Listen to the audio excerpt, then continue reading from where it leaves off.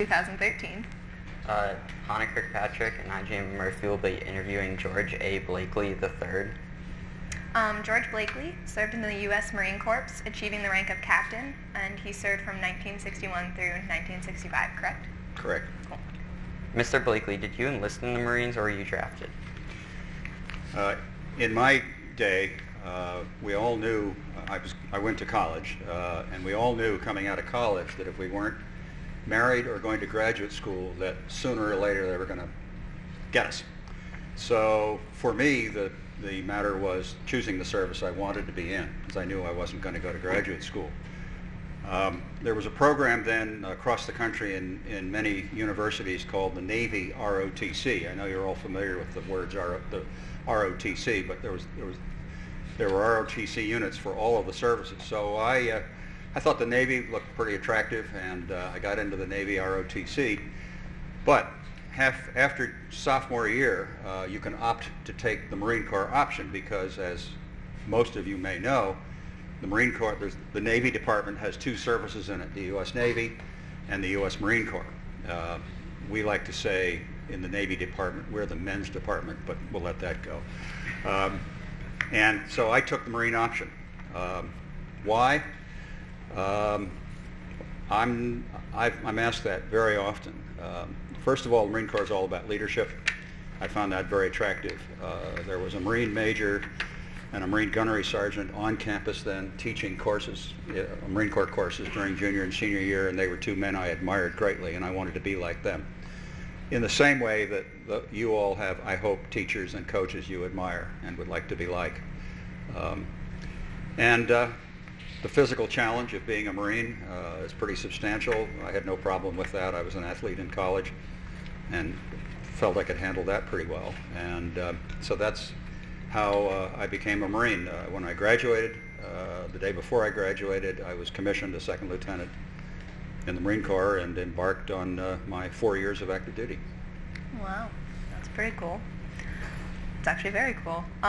So where were you living at the time of enlistment? Were you just out of college, or were you at home? I've always considered my home to be Washington, D.C., although we went there in '53 when I was 14 years old, but that's sort of been my home base. I just say when people ask me where I'm from, I say I'm a Yankee. That seems to satisfy them. Cool. What was it like when you first enlisted, and what was training like?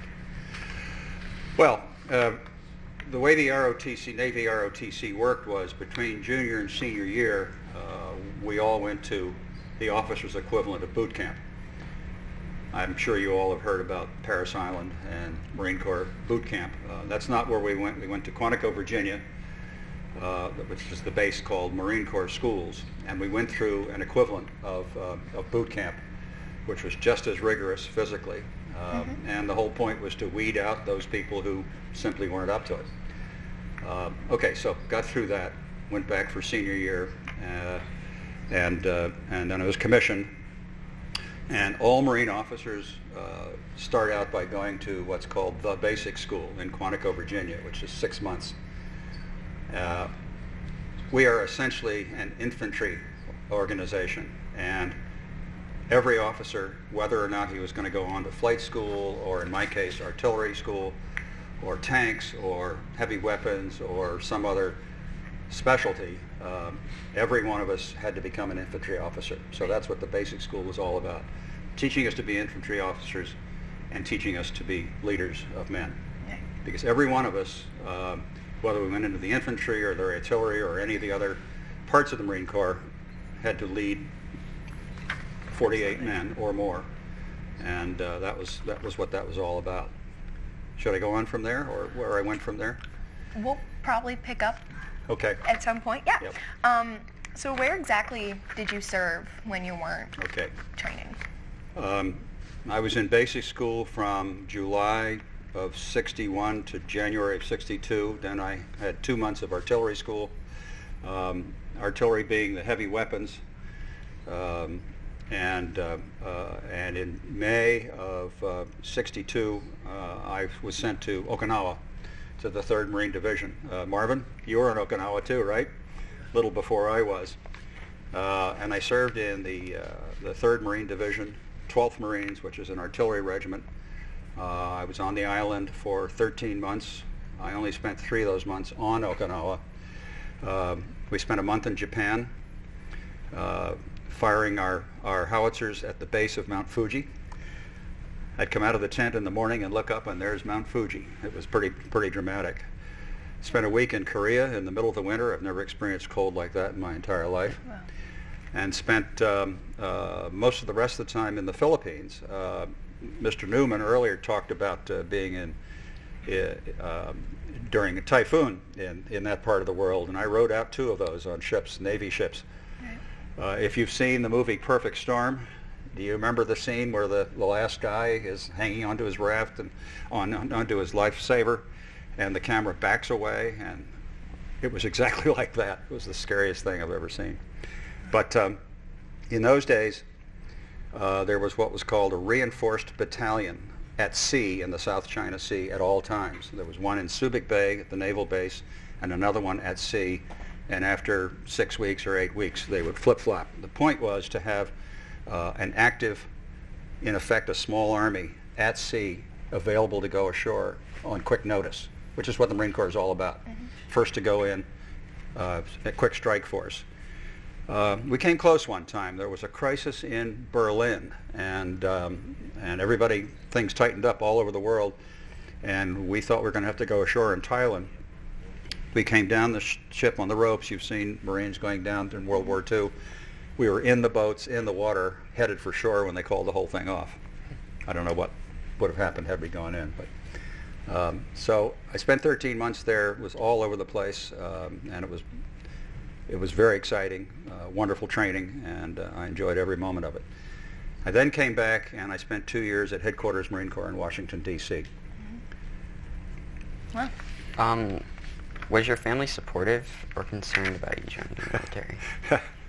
My family was confused. I'm the only Marine ever in my family. They thought I was crazy, that I was sort of committing suicide. Although my father was an Army officer during World War II and was behind the lines in China, serving with General Stilwell. And he was somewhat supportive, but I was not raised by my father, so that was not, Right. And when I re-upped for 2 years, I only had a 2-year obligation, and I re-upped for 2 years to try to decide whether I wanted to make a career of it. He thought I was absolutely crazy and advised against it, but I did it anyway. So my family was just sort of mystified by the whole thing. Well, that's great. Were you interested in other areas that the military offered other than the Marine Corps? Not in the slightest. Wow. Forgive me for sounding arrogant. There's a fine line between arrogance and pride. We are proud of our service, and I like that. I like that a lot, and I wanted to be part of it. I never even thought of it. In fact, 3 of us were talking earlier. One Mr. Newman from the Navy, who's somebody from Mr. Stevenson, who was an Air Force veteran, and somebody commented that they were amazed that the 3 services were actually talking to each other. So, wow. So you didn't have friends in other oh yes. portions? Oh yes. As I said, all of us coming out of college, unless we were married or going to graduate school, pretty much knew we needed to go into service. So Right. a great many of my classmates from Princeton went into the service, almost all as officers. And in fact, when I was at Subic Bay in the Philippines, I bumped into one of my classmates who was a naval officer, and he said, "Hey, so-and-so and so-and-so are here too." So we had a little mini reunion in Subic Bay in the Philippines, the 4 of us from my class. That's really neat. Did you feel like the culture of the other nations you visited impact you emotionally? Say again? The culture of the other nations you went to, what was that like? Let's see. All right, so I was in Japan maybe 15, 16 years after the war had ended. Mm-hmm. If there was any hostility, I don't recall any such thing. The country was prospering mightily. They were building the great economy, one of the strongest economies in the world. and there were so many things to see besides Mount Fuji and Tokyo, and we did some traveling around on the weekends. In the Philippines really got beat up during the war. But again, of course, the Filipinos were very grateful to the United States for rescuing them from the Japanese at the end of the war. I do recall that General MacArthur was spoken of with great reverence and awe. Interestingly, almost immediately after I arrived in Okinawa, we went on a live fire exercise on an island south of Luzon, which is the main island of the Philippines. In fact, not far from the city that got clobbered in the storm just now, an island called Mindoro. And we made a landing on Mindoro, went into the hills. It was sort of a pretend war training exercise, and at the end of it, the training war was over, and we came down out of the hills, marching along the roads with our packs and our helmets and our rifles and all of that. And there were Filipino children along the road asking us to give them cigarettes and chewing gum out of our rations. It was like a picture out of World War II. Marvin, you did that, I'm sure. It was amazing, and I think they told us we were the first Americans on the island since World War II. Wow. It was an amazing retro experience. Wow. I'm getting us off from your question about the culture, the cultures that we encountered. Actually, we pretty much lived in a military culture, and that was about it. It's fine. Wasn't much room for anything else. Understandable. Was there ever a situation during your time overseas where you felt unsafe or absolutely, like you were in danger? Yep. I never saw combat. Unlike the other people who are participating in this, I was a peacetime Marine, but there were things going on, obviously, in Vietnam. The most dangerous thing that happened to me was that that was when we were transitioning from going down the nets into the boats to landing by chopper. Right. So I was on a small aircraft carrier, the USS Valley Forge, which was a chopper carrier, and we made our landings by helicopter. So I'm in the helicopter, and I'm right opposite the hatch, which is what the door's called, and we made a turn, and the only thing keeping me from the water several thousand feet below was the belt around my waist. Oh my God. That wasn't the scary part. So we land, and one wheel of the strut landed there. The other, there's a little hillock of earth, and it landed there, tilted the chopper. The blades duck into the deck, which is what we Marines call the earth. Oh. Flip the chopper right over on its back. Great. Now, those things are made of magnesium, and they burn like that. So get out of that chopper! And we're all hanging upside down by our seat belts. We got out of the chopper. Nobody was hurt. It never did set fire, but I have a picture of that. I met with a group of 7th graders yesterday at M.A.T.S High School, and one of the pictures I showed them was a picture of that helicopter upside down. So that was one of the scary things that happened. But unlike most of the other people who were being interviewed who did see combat, I did not have that experience. When I came off of 4 years of active duty, 45 days later, they froze everybody in active duty. So I'm fond of saying today I would be a retired lieutenant colonel or a dead captain. You're supposed to laugh, guys, when I say that. Oh my God, that's so funny. And my wife was terrified I was going to get called up again because things were really heating up in the fall of '64. Right. I didn't, but I would have gone had I been called, of course. Oh. Well, that's scary. Did you lose any friends while you were serving? I did. Not while I was serving. But of my... a platoon is 48 people. Of my platoon at the basic school, which I mentioned, 48 men, 4 died in Vietnam. Wow. One of whom I was very close to. I've been down to the Vietnam Memorial in Washington and found his name and miss him to this day. Several others, I forget what the percentage is, but a significant percentage of our platoon went off to flight school at Pensacola, Florida, Naval Flight School. and 3 of my platoon mates died in flight training there. Very dangerous, landing on aircraft carriers. It's got to be one of the scariest things going. Well, lucky it wasn't you. What was the most challenging situation you were put in while you were deployed, and how did you overcome it? I didn't really have any.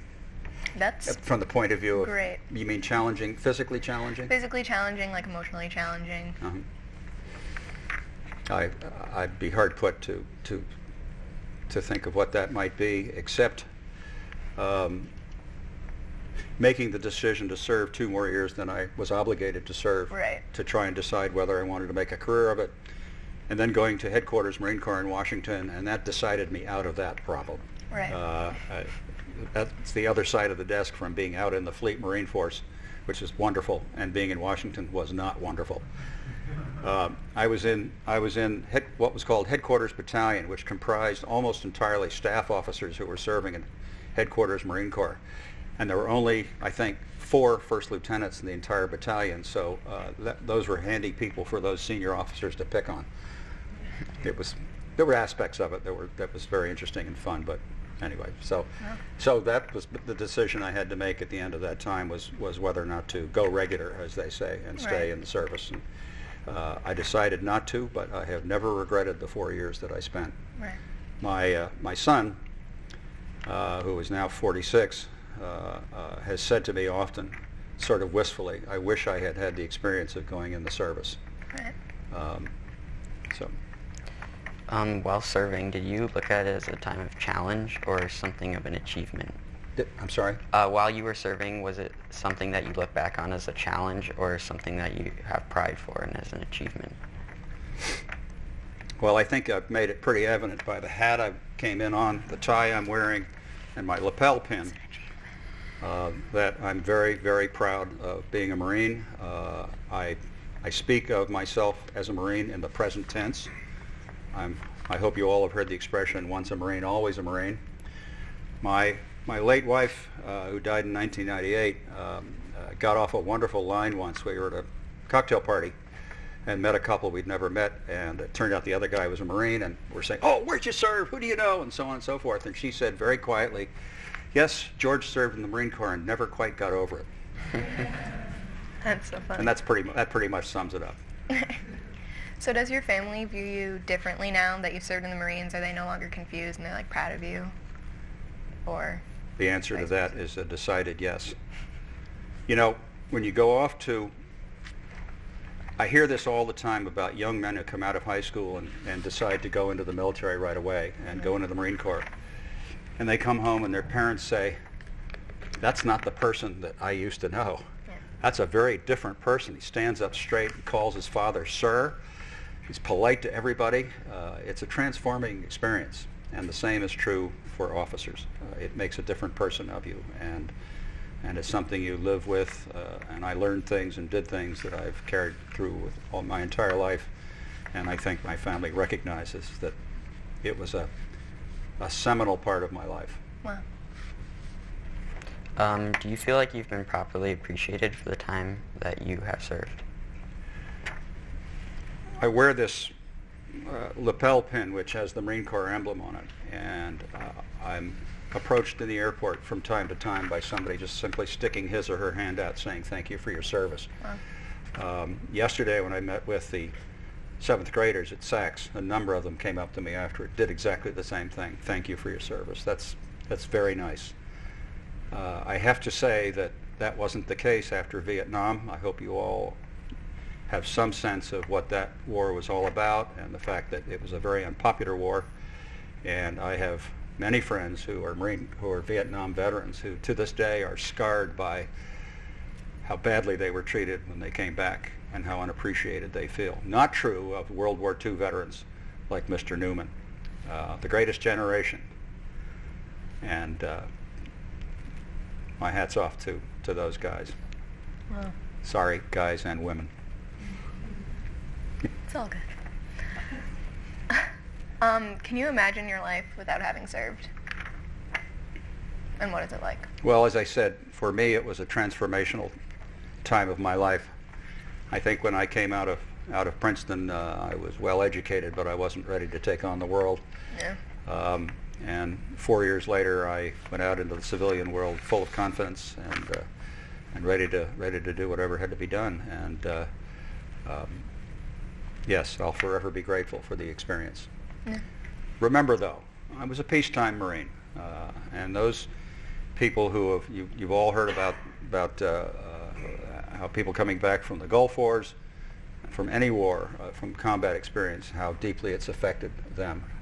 I don't have that problem, thank heavens. But yeah, I'll forever be grateful for the experience. Wow, that's awesome. How has serving in the military impacted your life as a citizen of the United States today? I belong to the Canaan Field Club, and even though I'm 74, I'm still a competitive tennis and paddle player. And there's a fellow that I play tennis and paddle with regularly, went to Yale, and we're at each other all the time, the Yale-Princeton thing. And one day during a paddle match, somebody made reference to my being a Marine, and he stopped and he looked at me and said, "You were a Marine?" I said, "Yeah." He says, "Boy, that explains a lot." I am competitive, I'm aggressive, I'm self-confident, and I think that all came from the Marine Corps. So what would you recommend would be the best qualities for someone looking to serve in the Marine Corps or in the Navy? Yeah. Well,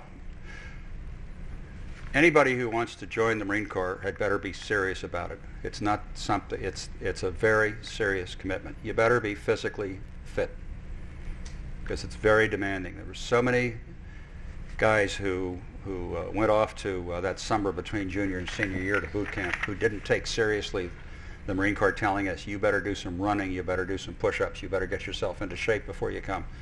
And they didn't take that seriously, and they washed out. Wow. And lastly, if you don't want to be a leader, wrong service. Right. Wrong service. Was there a leader in particular who really stuck out to you when you were serving that you still admire? Actually, when I was on Okinawa, I was in an artillery battery. A battery is the artillery equivalent of a company of infantrymen. And we had a company commander named Joe Como.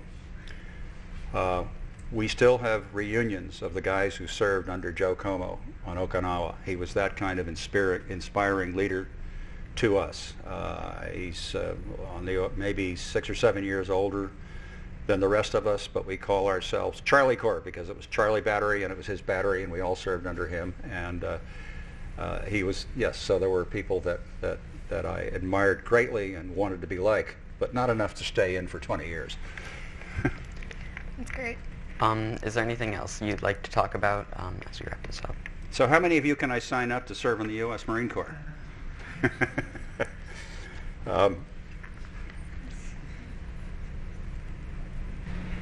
I mentioned that I did not serve in combat, but I came very close in two ways that you might find interesting. In the spring of 1963, I was 1 month away from coming home from my 13 months in Okinawa. And they put the word out that they were looking for company grade officers, meaning captain or below, who spoke French, to go teach artillery to Vietnamese. Now at that time we had maybe 300 or 400 advisors. They were only called advisors in what was then called Indochina. And I had been there in 1954. My stepfather was a Foreign Service officer, and we lived in Singapore for 2 years. And I was in boarding school, and I went back and forth. And the only way you could get there then, it took 3.5 days, by the way, to get from here to Singapore, was to go through what was then called Saigon, now Ho Chi Minh City. And I remember landing in Saigon, and the field was surrounded by barbed wire. And there were armed soldiers all over the place and planes flying in from the north, disgorging civilians that they were rescuing from up in the north where the fighting was going on. So I'd been in Indochina, and I thought, I'd like to go back. So I signed up for this thing. Never heard a word. I've always wondered what would happen to my life had I gotten that. The second time I came close was I came off of 4 years active duty on June 30th, 1965. And on August 15th, they froze everybody on active duty, meaning, sorry, you can't get out. So I missed by 45 days. Wow. I think I mentioned that earlier. So those were my two close calls. And I've always wondered, how would I have reacted to combat? Do you have any friends who have had to fight in combat? Oh, Do you lots. notice any changes that they have from? I mentioned the group that we have our little reunions with, Joe Como and his Right. guys. There were 25 of us at the last meeting, and 6 of us did not serve in Vietnam. All the rest did. If they have any problems post, what's it called? Traumatic stress? Post-traumatic stress. Yep. I haven't detected it. They're very proud of what they did, Wow. and so. It's pretty cool. It's very cool. All right. That is wraps it up for today. Well, I think probably we have a few minutes for questions from the audience. I know you have some. I know you've worked on this in class looking at it. So, what questions would you like to ask? Thanks. And we'll try the mic. I'm not sure how well the mic will just hold it away from here.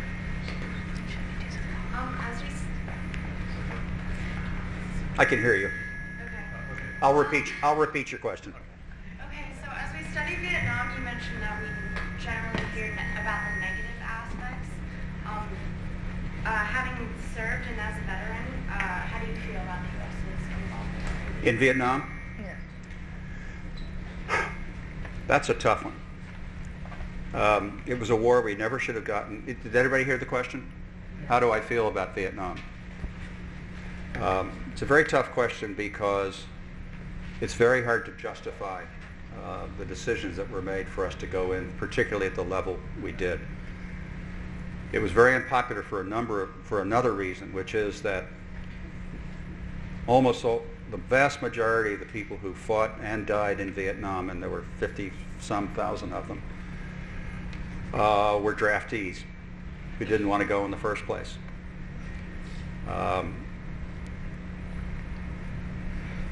And it was very unpopular because it just kept escalating and escalating and escalating. And I can remember being, this was before it even heated up.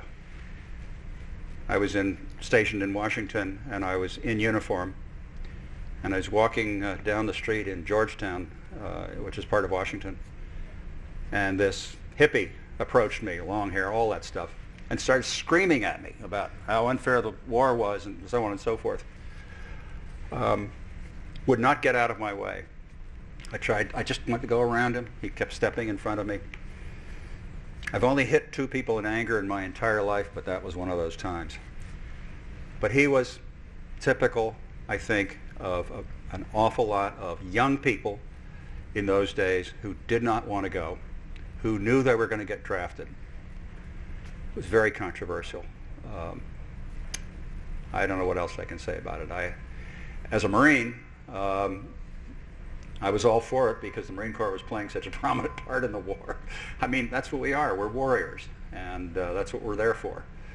But it very rapidly escalated into something bigger than I think anybody wanted it to be.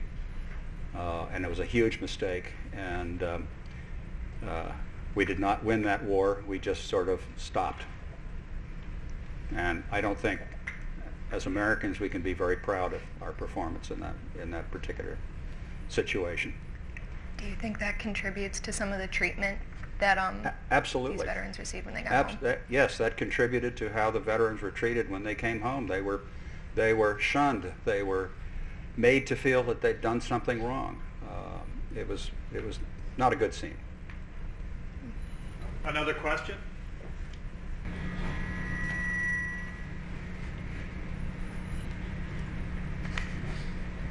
Yeah. Do you have any fond memories of your service?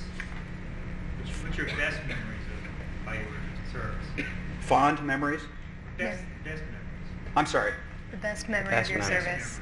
Best memory is the friendships, lifelong friendships. You all know the expression bonding. When you go to, well, one of my best friends, when we went to boot camp between junior and senior year, we were bunkmates. He was in the upper bunk, I was in the lower bunk. And this was the first night we were there, and they rousted us out at 4 o'clock in the morning.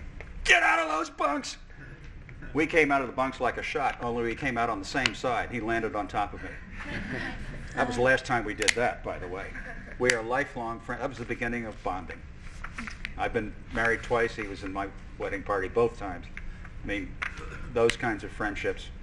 When you go through unpleasant stuff together with somebody else, you bond. And that's what one of the things the Marine Corps is all about. We speak of ourselves as a brotherhood. And we take that very seriously. Thank you. Any other questions?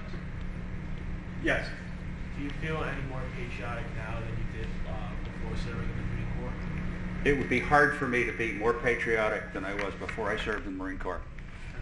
I've always been an unabashed patriot. It's not quite my country, right or wrong, but pretty close. By the way, had I not been a patriot, my 4 years in the Marine Corps would have made me into one. Sir. What exactly do you think makes a patriot? That's a very good question. What makes a patriot? Well, I think being very close to my country, right or wrong, is where it begins. I'm worried a lot about what's going on now, but I don't want to get into that. I don't think I have a better answer than that. It's a good question. I have a question. After spending time in the Philippines, does what's happening now with the typhoon have any emotional impact on you? Absolutely. The question was, after serving in the Philippines, and I'm very fond of the Philippines, although I haven't been there for 50 years. Do I feel like was I impacted at all by the typhoon? Darn right. And I was thinking about that island of Mindoro, which when I was there was very primitive. I mean, there were no towns to speak of, and I doubt that they had any, like phones and plumbing and that sort of thing. It's probably not any different now. And boy, they must have gotten absolutely clobbered. Yeah, I had a lot of empathy, because in a country like that, which is an emerging third world country, the kinds of things that we all take for granted, like telephone service and all that sort of thing, are very iffy things. And I'm sure that those people are, what's the name of that city, Tacloban, are suffering terribly, and they're hard to reach, and it's a bad situation. Well, Can you talk a little, you mentioned it took days to get to Singapore. Can you talk a little about the network or how that happens, the support surrounding, we were talking briefly before you spoke about the support surrounding your service, the logistics and that stuff. I think, was it plane, was it boat, what's involved? Well, I was in boarding school at the time, so I went back and forth. I traveled halfway around the world by myself at age 14, which was great fun. It was all flights, planes, but in those days it was propeller-driven planes. I went from here to San Francisco, to Hawaii, to Wake Island, which was a World War II battle site, to Guam, to Manila in the Philippines, overnight in Manila, to Saigon, now Ho Chi Minh City, to Singapore. And the first summer we lived in Kuala Lumpur, which is the capital of Malaysia, so it was another flight to there. 3.5 days, all propeller-driven planes on Pan American clipper ships. Pan American may mean something to the older people in the room. Wonderful airline, sad it's gone. Now, you can get to anywhere in the Far East, in that part of the world, in about 14 hours. Is that where you were headed? And when I went to Okinawa, I went on a Boeing 707, and by the way, we flew right over Iwo Jima. The plane was full of military, and the pilot came down to about 10,000 feet, and we were able to look down at that awful island. And that only took about 14 hours. Was the transportation all Navy or Air Force or some combination?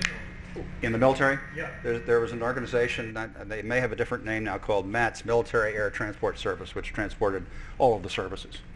But going to Okinawa was mainly Marines because there were more Marines on the island than any of the other services.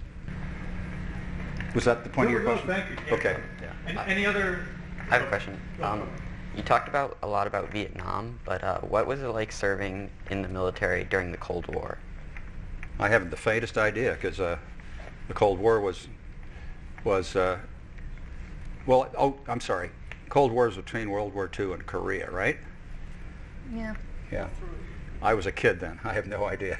Well, like the crisis with like communism and... Well, there were periodic crises, of course, and the American military would get into a ready stance, and then the crisis would pass. And of course, we had the Korean War in the middle of that, which was a very serious war. The Marine Corps was one of the major American presences in Korea. By the way, when I was in Korea, it was in February. I have never experienced cold like that in my life. It was on the order of 25 or 30 degrees below zero. We had what are called thermal boots, which is cold weather boots, and other cold weather gear that had been developed since the Korean War.